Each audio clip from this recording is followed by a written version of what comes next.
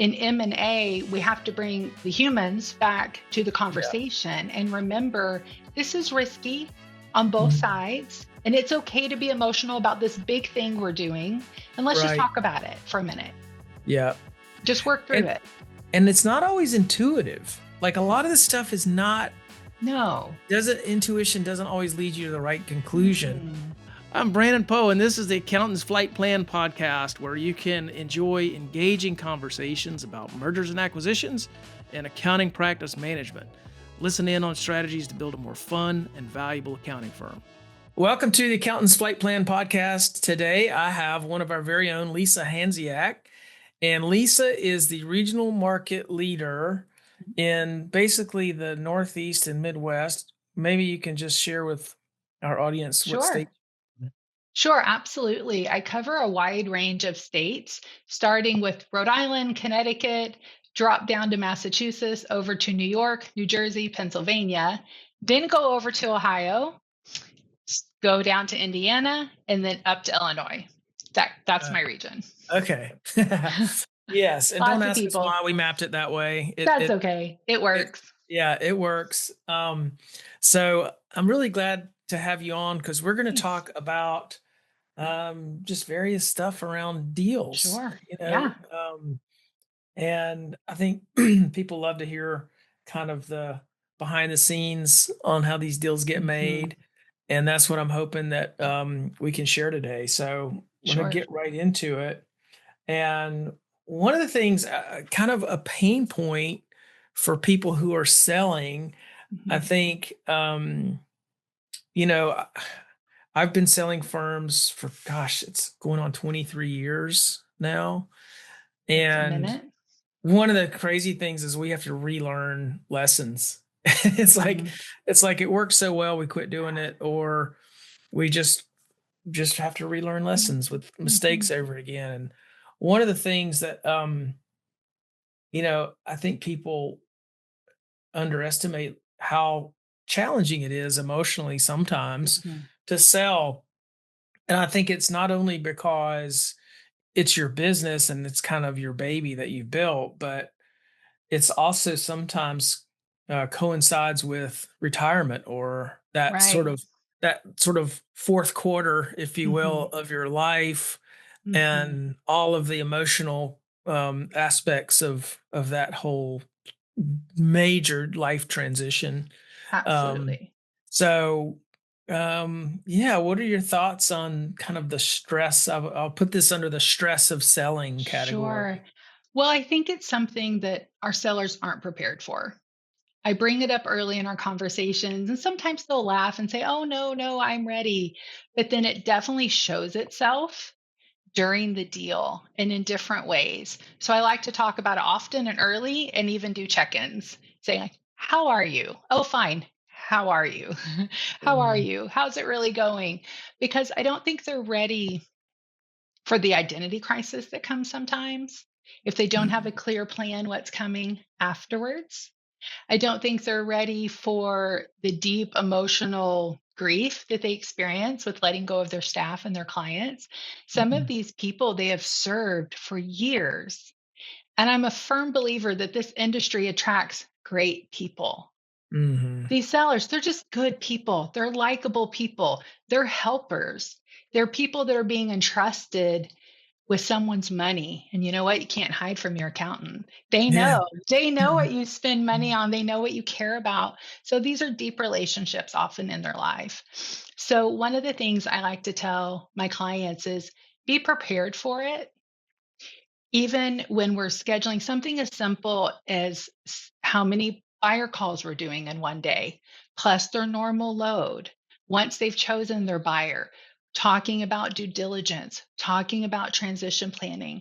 Now is not the time to prove that you can do a 14-hour day. We're going to do as much transition planning as possible, right? We're going to bang this out in one day. I remind them, this is a big lift Mhm. emotionally.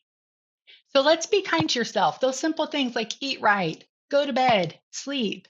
Be mindful that you may be more irritable, right? You may be a little touchy, you may be a little defensive. I think there's also the element of feeling evaluated. Mm. because these are leaders and they're used to being at the top. They're used to people coming to them. And suddenly, buyers are evaluating their life's work and putting a price on that. And that can be hard to swallow. So Yeah. we try to prepare them for that. And the earlier these conversations start, I think also mentally, the earlier they start talking to us, the earlier we start building a plan. There's something to be said for feeling safe Yeah. and having a plan that brings stability to anyone. And I think sometimes you can just, when someone's really ready to sell, Hmm. I'll sometimes get off of a meeting and go, wow, they are ready. Yeah, They've right. they are ready. They know what they want to do. Hmm. They've got something sort of pulling them out of the business. Right. They're looking forward to whatever that next chapter is. Yeah. And I think this year in particular, one thing that I've seen, just because we're in this consolidation period here Hmm. with private equity, Right. and we've had some younger sellers Hmm. who are in their 40s or even early 50s. Me too. And really what's Mhm. sort of intriguing them is, oh man, I've heard of these higher multiples, Yeah. and I can do some rollover equity and I can get a big payday. Hmm. And that's true, but I've had a lot of sellers literally go all the way up to the edge of the Hmm. closing line and go, I'm out. Right. Like, because ultimately, the way, if you're just looking at this from a numbers perspective, Right. um, even if the numbers are attractive, well, if you stay in a couple more years, and assuming the market's the same in a couple of Hmm. years, it's going to be an even more attractive Right. And so I think every seller is going to do that math. So, Hmm. and this is why I say we had to relearn this lesson, because um, if someone doesn't have a good reason to sell, they Right. typically won't sell. Right. So, Exactly. Exactly. Tell me what you're going to do. One of the questions I like to ask is, how are you going to celebrate? And if they can't say, I'm going to the beach with my partner, or, Mhm. oh man, I want to teach my grandson to fish, Yeah, whatever it is, I have a new hobby or I'm going to learn this, it makes me a little nervous for them. yeah, And so, again, having the conversation early and talking about it and being honest with yourself. Am I ready? What am I going to do with my time? What's that going to look like? Just an honest conversation with yourself. And if you need to work it out, call us and we'll talk you through it. yeah. And we'll help coach you on Mhm. what you can do to make your practice more attractive when you're ready, Right. and maybe make Exactly. it more attractive for you to own. And so you Mhm. can really think about, because a lot of accountants are they overwork, Yeah, right? they do. They're too busy, Mhm. and burnout is real. And so Mhm. sometimes people think, hey, I want to sell just because they're Yeah. burned out, and they're kind of running away from that burnout, which is Right. understandable, right? Mhm. I had this conversation with an EO or someone in an Mhm. entrepreneurs organization who sold his company. He was a younger guy, probably in his 40s, and he sold his company in Atlanta, Georgia, for quite a bit of money, enough money to live on the rest of his life. Mhm. And he moved to, I think he moved to Northern California, if I recall. And I said, how were you happy with your exit that you exited? And he said, actually, I thought I was going to be really happy. I thought, I want to sell this business. It was all I could think about. And I wanted to get in shape, and I want Mhm. to start focusing on my health. And he was bicycling, and he was doing that every day. And he's like, one day he was on his bike and he's like, this is not fulfilling. Like, I'm I bored. can ride my bike every day, but this is not fulfilling. I'm getting in shape, but this Right. is not what Right. I thought it was. He missed his staff. He Mm. said that was the thing that he missed the most, was all the Yeah. relationships with the people. And he got depressed, Mm. and he started another business. Okay. So Okay. um, it is quite a transition. It is. And, I'm thinking specifically of a seller who's going to sell with us this year. I talked to her 3 years ago. And by the end of the call, she said, "You kind of have me excited about my firm again." And we talked through some of these tweaks, these things she could do to make it more sellable. And as we talk through, it re-engaged the leadership in her. It re-engaged the excitement. You know what? You're right. I've kind of had a bad attitude. I'm kind of slugging through this, looking forward to retirement. I've lost some pep and some momentum. I think Hmm. I'm excited about this again. And she's like, "This is supposed to be a sales call and you've talked me out of selling." And I said, "That's okay. You will come back." That's So right. we've talked every year and she's put into place some of those things that we tell people. At the time, it was almost this time of year when we talked and for the first time. And she was dreading tax season. And I told her it doesn't have to be this way. Right? Yep. Look at it as a window of opportunity to create proof for your buyer what a great firm you have. Be your own investor. Invest your time, invest your talent into creating an even better product. So we start talking about things she could do to make it a little better. And then she got excited and decided not to sell, but that's okay That's because okay. it's their life. It's Right. their life's work often, and we want them to be ready. And I've had a great time helping her prep for 3 years, and she'll fly right off the shelf this summer. Yeah, that's right. That's the thing is if you can focus, a 3-year time window is plenty of Yeah. time to really transform a Oh, firm yeah, to for sure. something much more desirable. Hmm. And even a year. I mean, I've seen Yeah, I've I seen some agree. pretty big improvements in a year. Hmm. Um, Hmm. so yeah, it's good. It's good to realize that this might be a long-term journey for people. Hmm. I think so. And I know this might push it a little bit, but I would even say one tax season with minor changes can make an improvement Yeah. on their selling price later and on the overall quality. And I think, things like systems, documenting systems, it's something that I feel like my sellers are resistant towards if they haven't done it yet or they haven't done it in a long time. And I think it's because they feel like it's like they have this pressure on themselves that they have to create a textbook. They don't need to write a textbook. They need to make a map. Yeah. Just a map showing the workflow, a map showing the communication plan. A map is a lot easier, right, to come up with than a Yeah. textbook. And plus, there's AI tools. There's all kind of things now that they can use, to capture these things and to create systems. But as we talk to buyers, when a buyer sees that there's been thought put in to that final tax season, it speaks loudly. Those Yeah. small tweaks, thought put into capturing systems, thought put into handing off A clients, some of your best clients, bringing staff in, lowering the dependency on you. In fact, Mm. okay, I have a good story. So, one of my favorite sellers a few years ago, he and his wife, fantastic, great people, likable, fantastic firm. In his last tax season, he got really ill. He Mm. had this unexpected illness popped up. He missed the bulk of tax season. Mm. However, the good side of this is one, he's fine. Two, his team completely kicked in. He was more profitable. They did just fine without him. And it gave me the ability to tell buyers this firm that you're looking at, this profile, I put it in the profile. He was out during tax season for weeks. They were more profitable. Here's the numbers. They don't lie. Increase here, here, here. Staff didn't miss a beat. They were fine.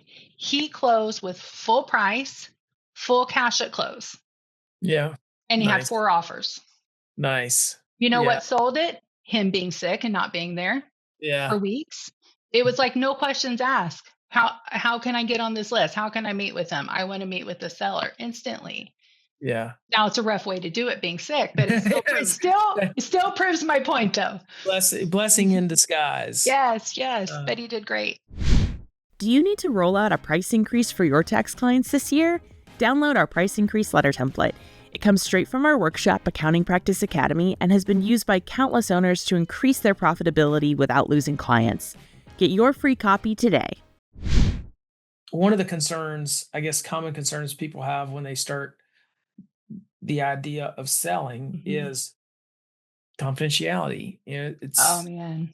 how do I, and I think sometimes um, it's common for people to get someone to call them or someone to approach them. Maybe somebody they know approaches them and think, well, I can keep this very confidential if I keep it down to one buyer or two buyers or They can't. whatever. And yeah, you want to speak a little bit about Sure. that whole Yeah. This is, and feel free to cut me off because this is a hill that I die on with my clients. We talk about it early, sometimes on our very first call, because when I have clients have regrets, this is one of them.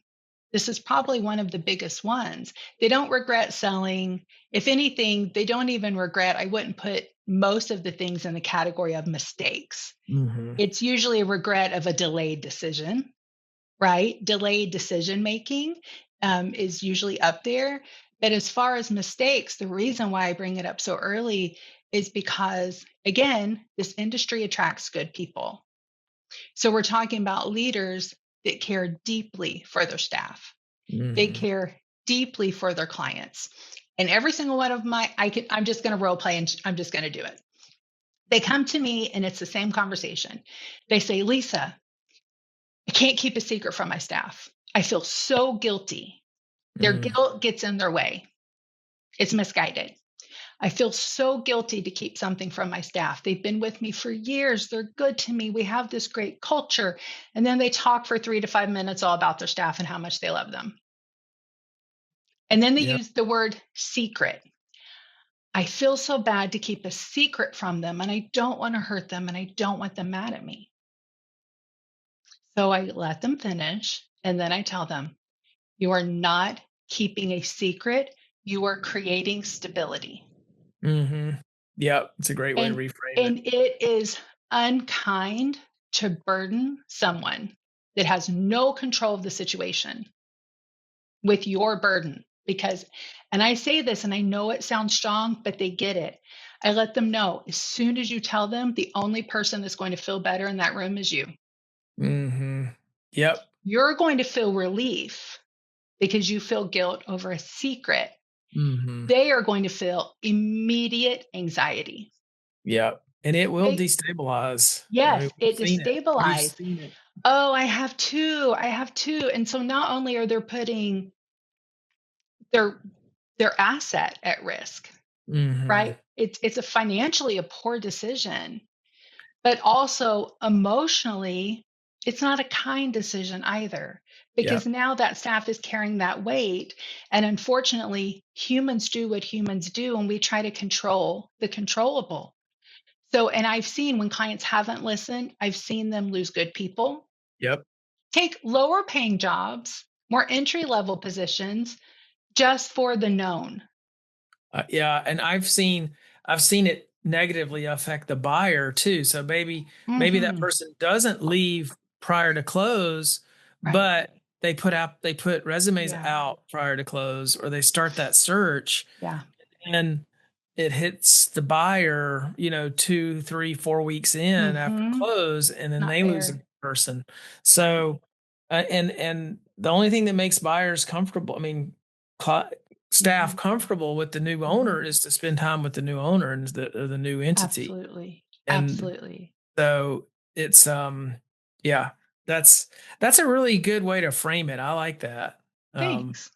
So it's a restructuring. And I think going into the last tax season, when someone knows they want to sell, even this year, I know, Brandon, this is supposed to be our slow season. I'm still talking to people. People are calling, they're talking about selling. And I talked to someone the other day and he said, I'm ready to sell. And he was very, he had strong feelings about it. I'll just say that. And I let him talk, but then I reeled him in a little bit and said, shout it from the mountaintops to me, not to staff, not to clients. And we just talked about it for a minute because he was going into the season like, oh, I just can't wait to sell this thing. And even though he's made a lot of money and he's highly profitable, he's burned out and he's tired. Yeah. So we talked about let's reset. Let's reset our attitude. And I know this is cheesy, but he did reset his attitude and he laughed. I'm like, remember those posters in fourth grade that had the little kitty on the limb, hang in there, attitude is everything. I'm like, we remember those posters because it's true. Attitude is everything. And if you go into this sales season begrudgingly, your staff is going to follow. You're the leader. Whatever you do in moderation, followers will do in excess. Mm-hmm. They will follow their leader. So come in and think, this is my last tax season. What can I do to prove how great this thing is to my buyer? I'm going to make a scorecard. Where's the bottlenecks? It's probably you. Seller, if you're listening to this later, it's probably you. You're scoring Probably yourself. So where's my bottlenecks? I'm going to increase prices. I'm going to prove my clients are loyal. I'm going to look at my client list, right? Break up with those. I call them culture vampires, right? They just suck the life out of your culture and they suck the life out of your profits. They create emergencies that don't exist and they take up your time. So you're ignoring those good clients.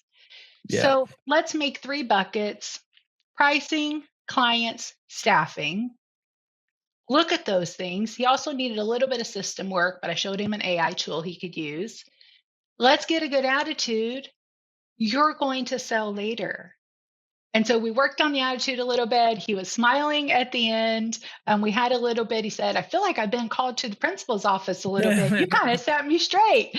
I'm like, no, it's for your own good. It's because we care. We want you to be successful in this. Yeah. And staff can pick up on that. Clients can pick up on it. And later, if we're still grumpy, buyers will pick up on it. Yeah.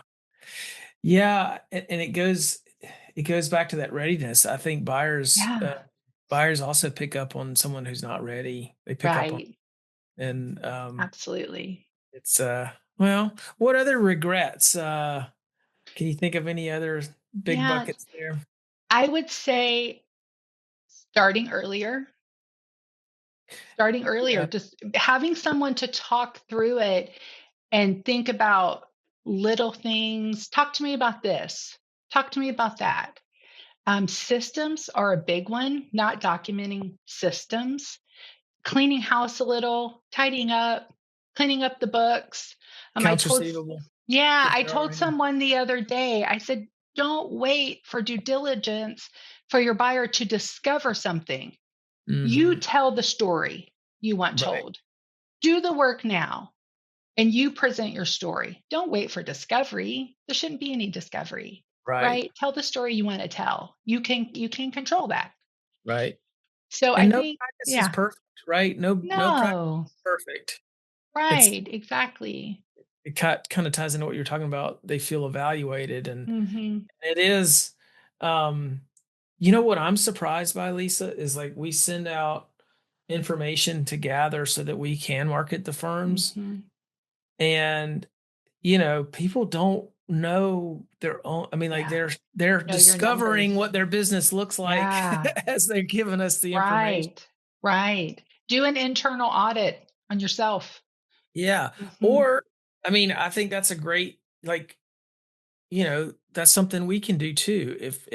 If you want to start getting an evaluation early, that's. Yeah, we do it every day. It can be eye-opening for it can. And sometimes it's easier than what people think. It can be little things, right? It's not even a major remodel. It's a tidy up. Right. And when you look at that, it's like, oh, we're just tidying up this and tidying up that. No one's asking for a major remodel. Right. And some people do need a major remodel. Now, some people do. And I send them to you when they do. We need to go to APA. We need to work on this. But lately, though, I feel like I'm sending people to APA that don't need a remodel. Right. That just want to get to their big goal quicker. Yeah. I mean, I'm talking to firms that are $2 million in revenue, $3 million in revenue, and they say, okay, they're building a beach house. They're ready to retire. They have all these things. They have a plan, but they haven't hit their goal yet. They want to be at 4 million, 5 million, whatever that next marker is. And those are the people I've been sending to APA Yeah. because they don't need a remodel, but we can get them there quicker. Right. You can look under the hood and help them work through maybe some client purging, some system reevaluation. Here's how to get here, lower your hours. Hey, what about this person? Bring them over in this role. And they're going to hit their mark quicker. Those people are ready to retire. Let's get them there, get them to their Yeah. marker and let them get sold. Yeah. Yeah. None of the stuff is really difficult conceptually. It's all No. fairly easy to Yeah. understand. Now, it's not easy necessarily to implement all of it. Like it Oh, takes, no. it does take work. Yep, it does. But you know, if exiting is your goal, you're highly motivated to do that work. Exactly.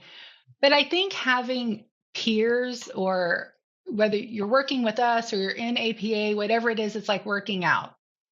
If I have accountability and a third party, right, I show up. Yeah. And if you have someone, I talked to someone this morning, quick check-in. How are you doing?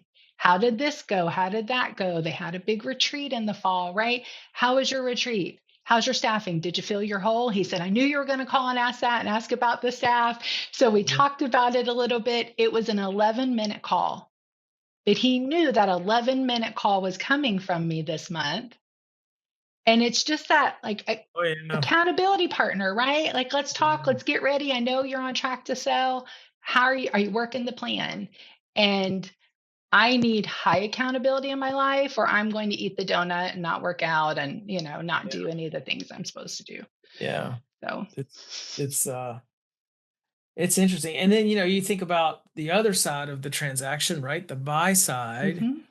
And I feel like they have a whole, it's yeah, different set of concerns. Such a, it can be, I mean, it depends on the buyer. Some buyers are very large entities and they're making acquisitions and it's no big deal. Whereas others are individuals and this is life-changing.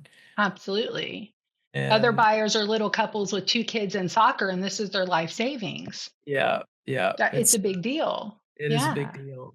Yeah, And absolutely. I'm sometimes really honored to be working with people that have the courage to Me too. take that leap. It's a big entrepreneurial leap of faith. It is. I'm glad they choose us. I'm glad they come in.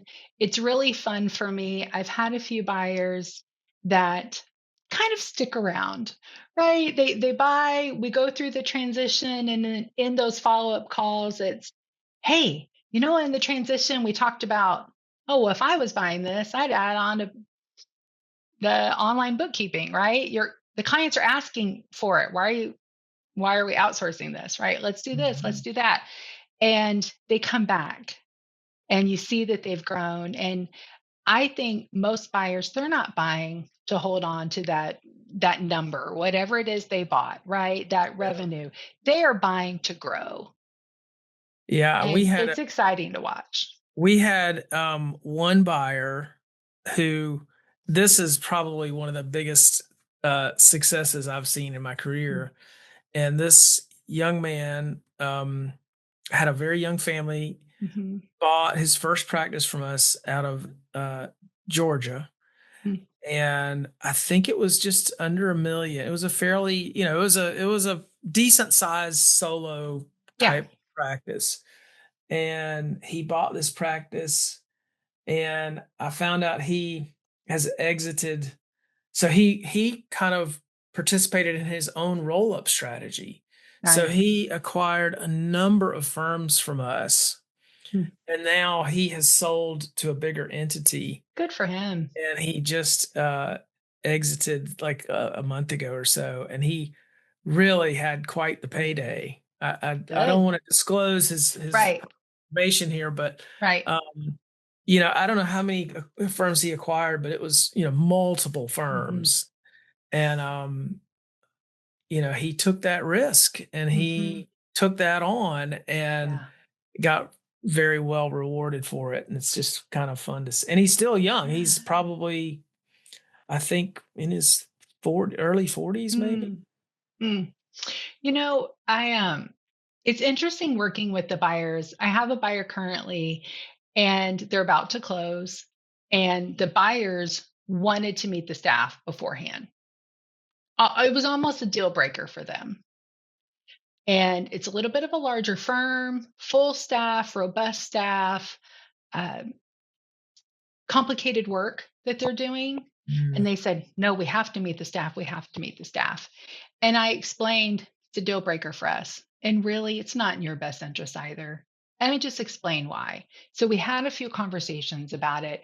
I also explained part of what we do isn't just introducing someone to the buyer, it's building that transition plan, making sure everyone's doing what they're supposed to be doing and checking in.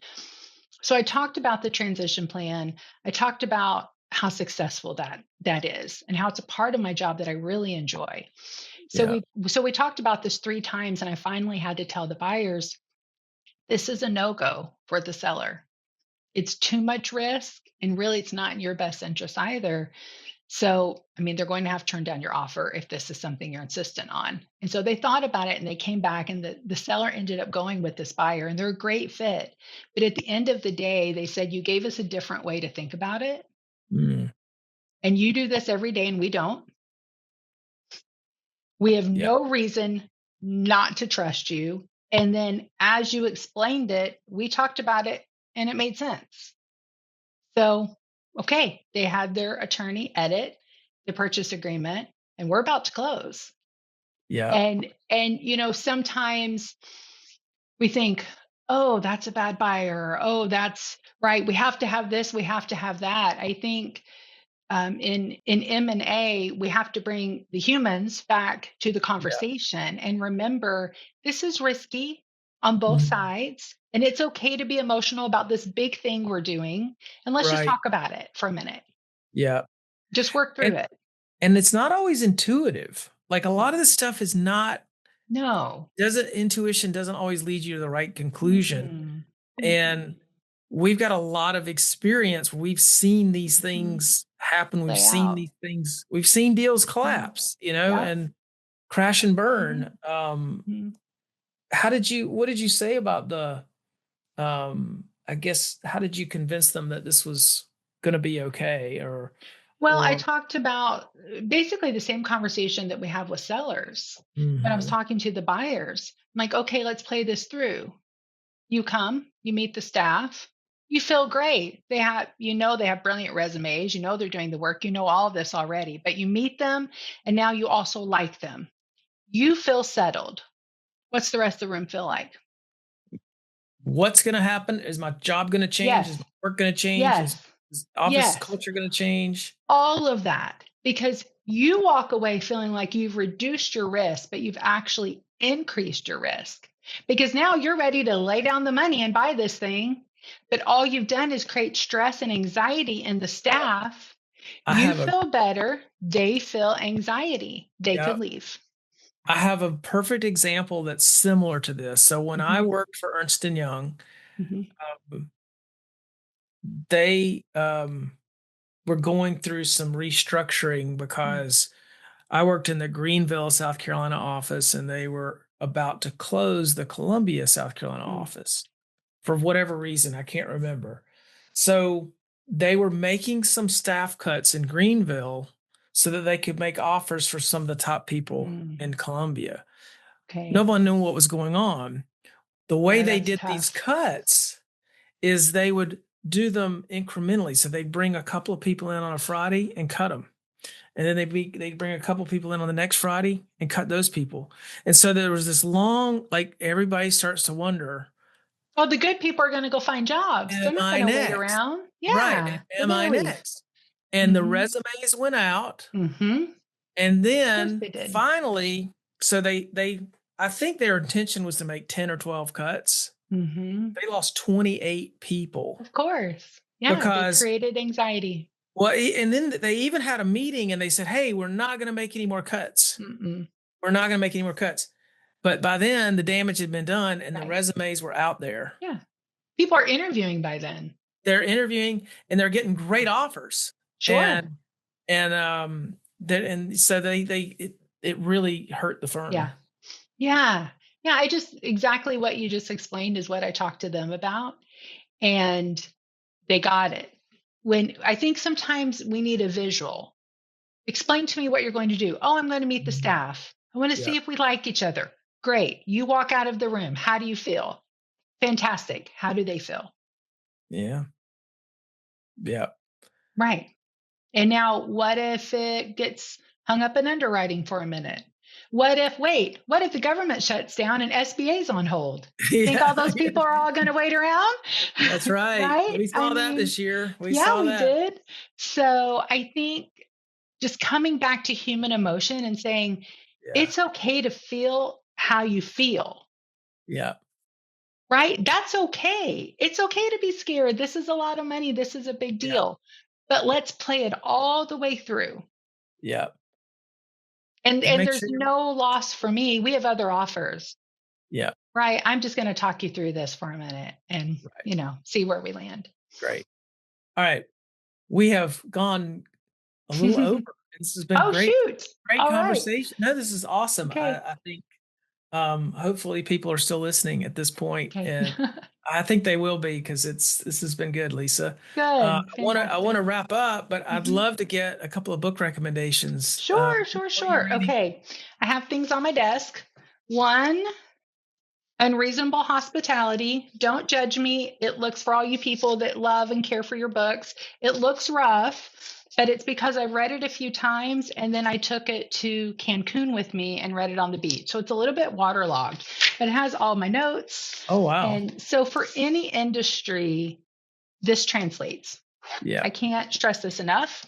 What else is on my desk? First Ladies. I love history. This is great. If you are a female leader, there's just good stories in here about leadership, what real influence looks like. When you compare the culture in this book with like TikTok influencers and things like that, the lives these women led, it's pretty remarkable. I'm also reading for the second time, The Art Thief. You need to read it. It's so good. True story, greatest art heist in history, and it's pretty fascinating. It's fun. Oh, I might have to read that. I've got a vacation coming up. I think that sounds like is that a good? It's a plane. Book? Yeah, read it on the plane. It's quick, it's easy, but it's fun. All right, Lisa, what's the best way for people to connect with you online? Okay, go to our website and reach out to Sharon. Don't reach out to me. She manages my schedule. Reach out to Sharon Wood, and she'll get you on. Awesome. Get you on the schedule. Yep, absolutely. All right, Lisa. Thank you so much. Thanks. Appreciate it. This was fun. Bye.